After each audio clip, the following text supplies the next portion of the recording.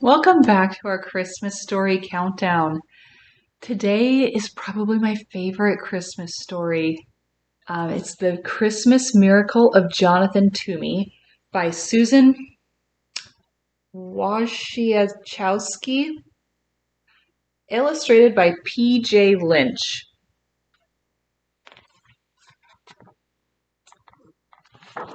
The village children called him Mr. Gloomy, but in fact his name was Toomey, Mr. Jonathan Toomey. And though it's not kind to call people names, this one fit quite well, for Jonathan Toomey seldom smiled and never laughed. He went about mumbling and grumbling, muttering and sputtering, grumping and griping. He complained that the church bells rang too often, that the birds sang too shrilly, and the children played too loudly.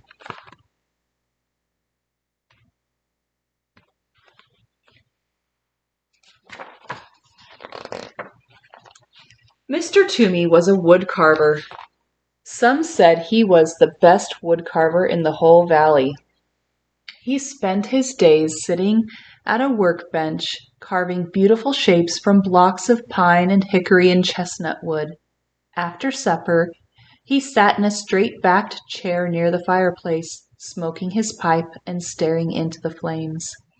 Jonathan Toomey wasn't an old man, but if you saw him, you might think he was the way he walked bent forward with his head down. You wouldn't notice his eyes, the clear blue of an August sky, and you wouldn't see the dimple on his chin, since his face was mostly hidden under a shaggy, untrimmed beard, speckled with sawdust and wood shavings and, depending what he ate that day, with crumbs of bread or a bit of potato or dry gravy.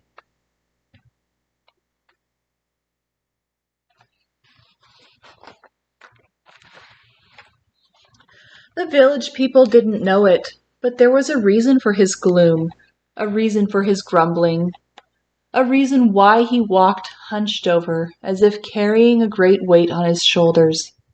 Some years earlier, when Jonathan Toomey was young and full of life and full of love, his wife and baby had become very sick. And because those were the days before hospitals and medicines and skilled doctors, his wife and baby died, 3 days apart from each other. So Jonathan Toomey had packed his belongings into a wagon and traveled till his tears stopped. He settled into a tiny house at the edge of a village to do his wood carving.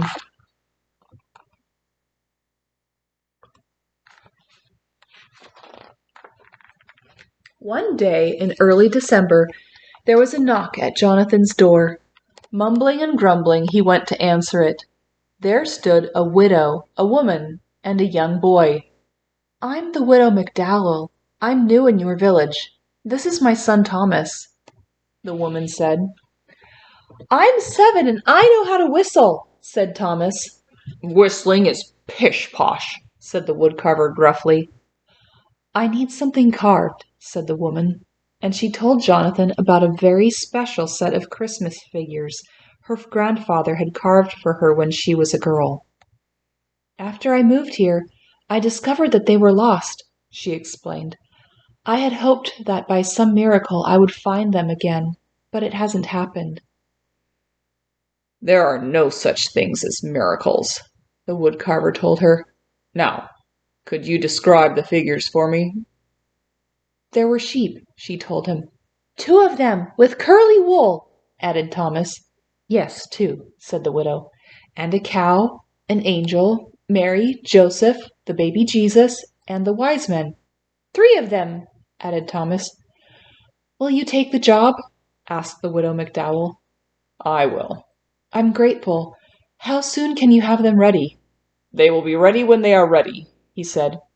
"But I must have them by Christmas. They mean very much to me. I can't remember a Christmas without them." "Christmas is pish-posh," said Jonathan gruffly, and he shut the door. He does not look like a happy man. The following week there was a knock at the woodcarver's door.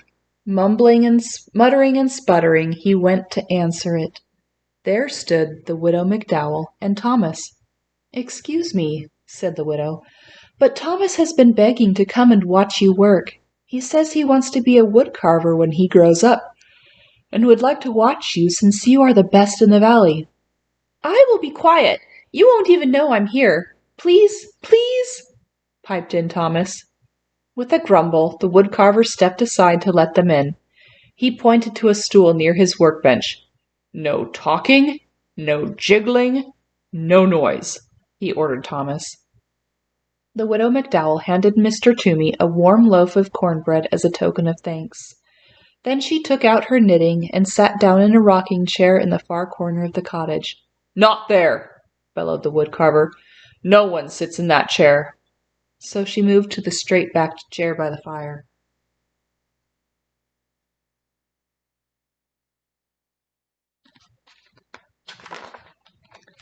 Thomas sat very still. Once when he needed to sneeze, he pressed a finger under his nose to hold it back.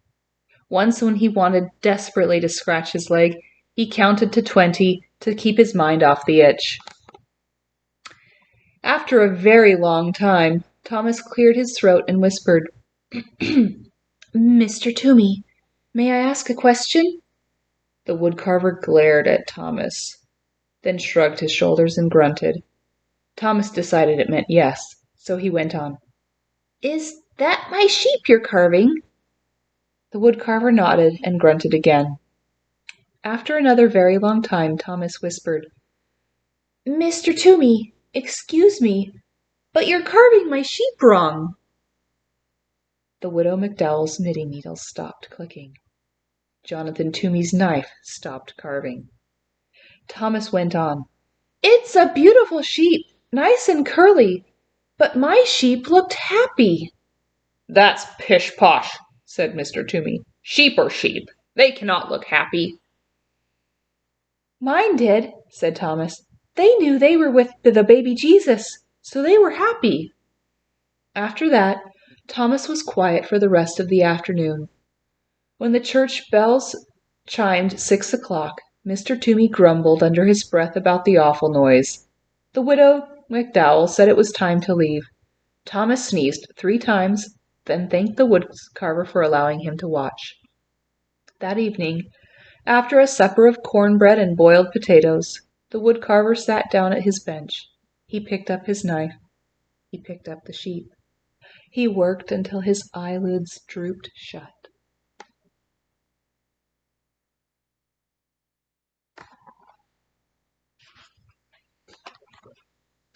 A few days later there was a knock at the woodcarver's door. Griping and grumbling, he went to answer it. There stood the widow and her son. "May I watch again? I will be quiet," said Thomas. He settled himself on the stool very quietly while his mother laid a basket of sweet-smelling raisin buns on the table. "The teapot is warm," Mr. Toomey said gruffly, his head bent over his work. While Mr. Toomey carved, the widow McDowell poured tea. She touched the woodcarver gently on the shoulder and placed a cup of tea and a bun next to him. He pretended not to notice, but soon both the plate and the cup were empty. Thomas tried to eat the bun his mother had given him as quietly as he could, but it is almost impossible to be 7 and eat a warm, sticky raisin bun without making various smacking, licking, satisfied noises.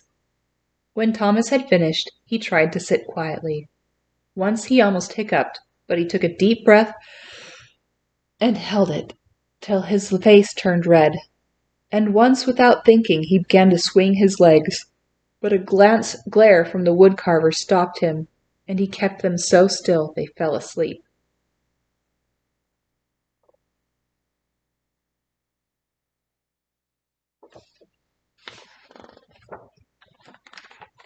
After a very long time, Thomas whispered, "Mr. Toomey, excuse me, may I ask a question?" Grunt. "Is that my cow you're carving?" Nod and grunt. Another very long time went by. Then Thomas cleared his throat and said, Mr. Toomey, excuse me, but I must tell you something. That is a beautiful cow. The most beautiful cow I have ever seen. But it's not right. My cow looked proud. That's pish-posh, growled the woodcarver. Cows are cows. They cannot look proud. My cow did. It knew that Jesus chose to be born in its barn, so it was proud. Thomas was quiet for the rest of the afternoon. The only sounds that could be heard were the scraping of the carving knife, the humming of the widow McDowell, and the click-click of her knitting needles. When the church bells chimed 6 o'clock, Mr. Toomey muttered under his breath about the noise. The widow McDowell said it was time to leave. Thomas shook first one leg, then the other. He thanked the woodcarver for allowing him to watch. That evening, after a supper of boiled potatoes and raisin buns, the woodcarver sat down at his bench. He picked up his carving knife. He picked up the cow. He worked until his eyelids drooped shut.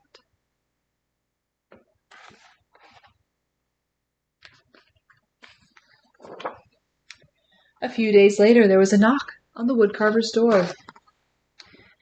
He smoothed down his hair as he went to answer it. At the door were the widow and her son. "May I watch again?" asked Thomas. As Mrs. McDowell warmed the tea and put a plate of fresh molasses cookies on the workbench, Thomas watched the woodcarver work on the figure of an angel. After a very long time, Thomas spoke. "Mr. Toomey, excuse me, is that my angel you're carving?" Yes, and would you do me the favor of telling me exactly what I'm doing wrong? Well, my angel looked like one of God's most important angels because it was sent to baby Jesus.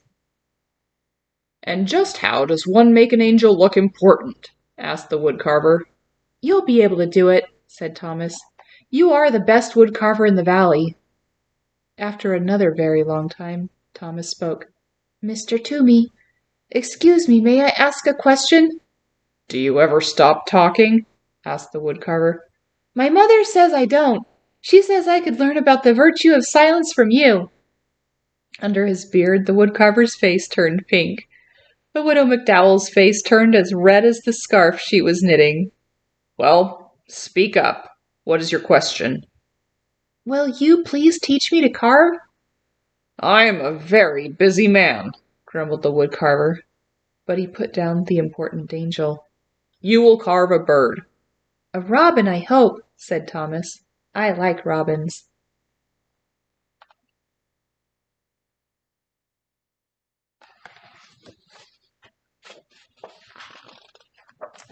With a piece of charcoal, the woodcarver sketched out a robin onto a piece of brown paper.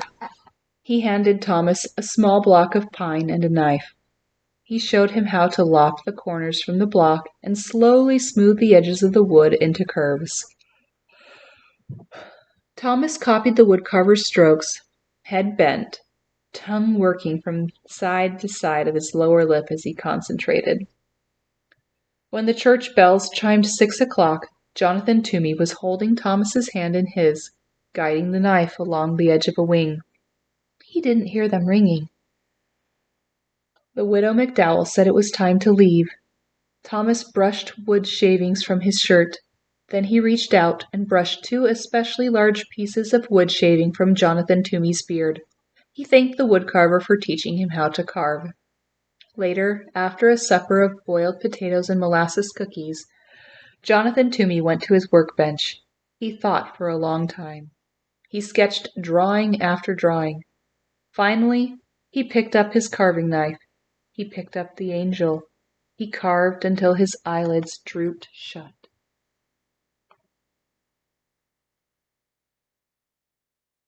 Aw, that's very sweet of Mr. Toomey.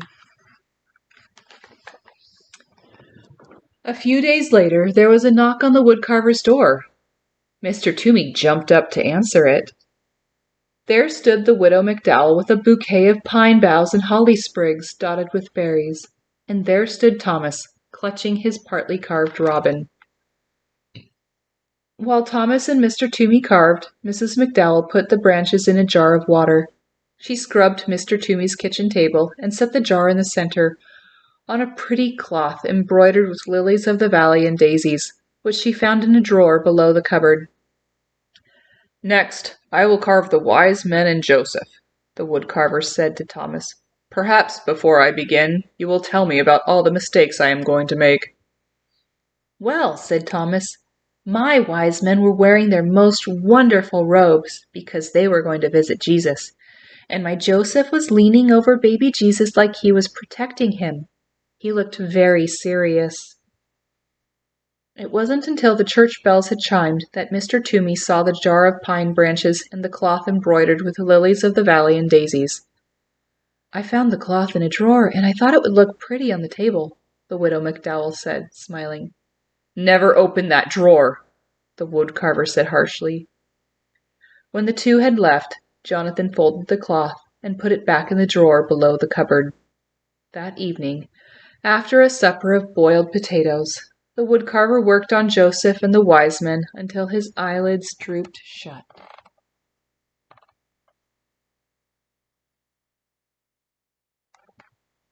There's the wood. The figures in the corner.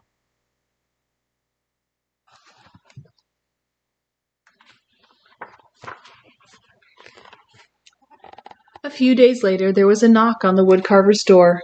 He dusted the crumbs from his beard and brushed the sawdust from his shirt. At the door were the widow McDowell and Thomas.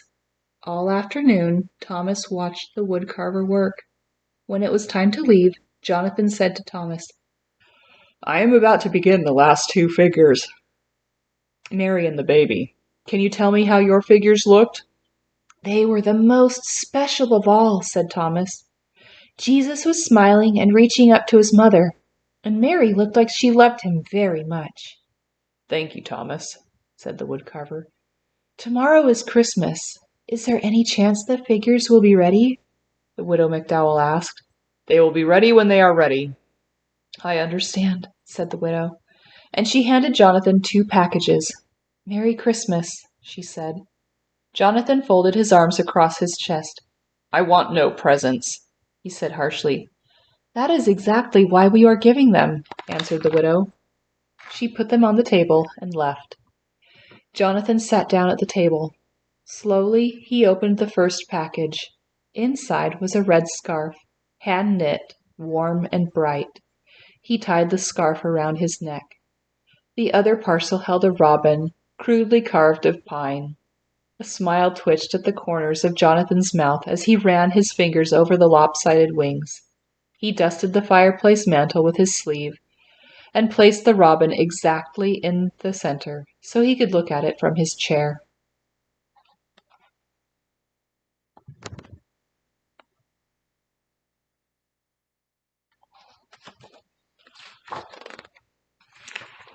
The woodcarver did not eat supper that day. Instead, he began to sketch the final figures, Mary and Jesus. He drew Mary, then wadded the sketch into a ball and tossed it onto the floor. He drew the baby, wadded the sketch into a ball, and tossed it with the first. He sketched again. Once more he crumpled the paper. Soon, there was a small mountain of crumpled papers at his feet. He picked up a block of wood and tried to carve, but his knife would not do what he wanted it to do. He hurled the chunk of wood into the fireplace and sat, staring into the flames.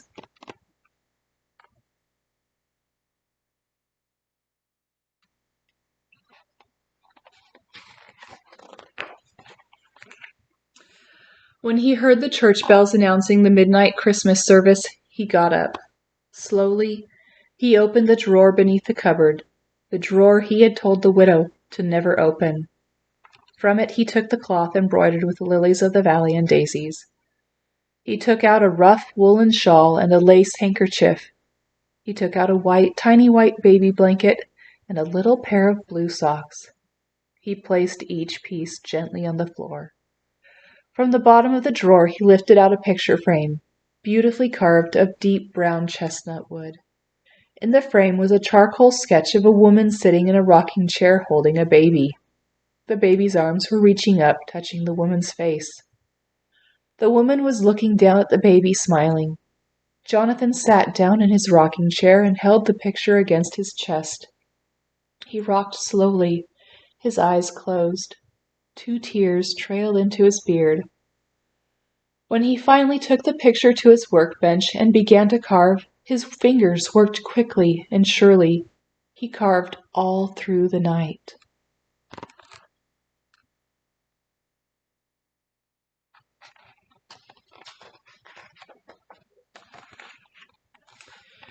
The next day there was a knock at the widow McDowell's door. When she opened it, there stood the woodcarver, his neck wrapped in a red scarf, holding a wooden box stuffed with straw. "Mr. Toomey," said the widow, "what a surprise! Merry Christmas!" "The figures are ready," he said as he stepped inside.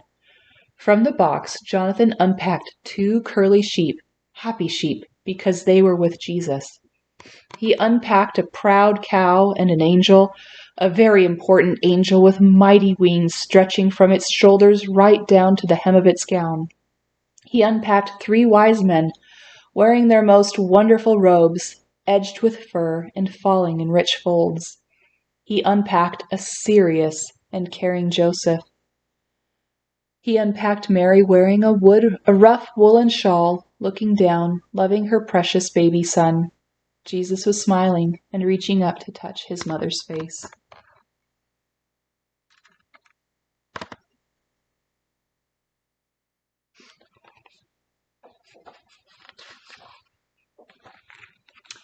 That day Jonathan Toomey went to the Christmas service with the widow McDowell and Thomas. And that day in the churchyard, the village children saw Jonathan throw back his head, showing his eyes as clear blue as an August sky, and laugh. No one ever called him Mr. Gloomy again.